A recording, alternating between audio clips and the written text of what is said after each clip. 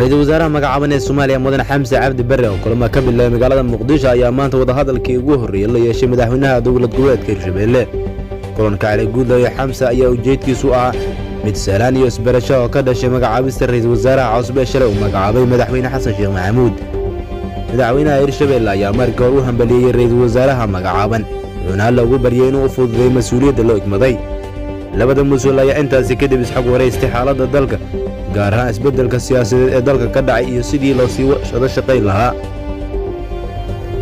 sidoo kale waxa ay diiradda isla saareen waxyaabaha hortabinta u ah waxqabadka xukuumadda cusub oo ay ka mid yihiin gurmadada dadka abaaraha ay saameeyeen iyo amniga dalka iyo arrimaha dib u heshiisiinta. dhinaca kale ra'iisul wasaaraha cusub ayaa maanta waxa uu kulan booqasho ugu tagay guddoonka labada aqal ee baarlamaanka jamhuuriyadda federaalka Soomaaliya xubnaha kulankoodii ugu horreeyay oo ahaa mid isbarasho ah. مدن حمزة عبد برre oo ah xildhibaan ka tirsan baarlamaanka 11aad ayaa shalay madaxweyne Xasan Sheekh Maxamuud waxa uu magacaabay ra'iisul wasaaraha cusub ee dalka waxaana markaa uu helay codka kalsoonida uu ballan qaaday inuu dhisi doono xukuumad tayo leh oo har iyo habeen u istaagi doonto sidii ay u gudan lahayd waajibaadka loo igmaday.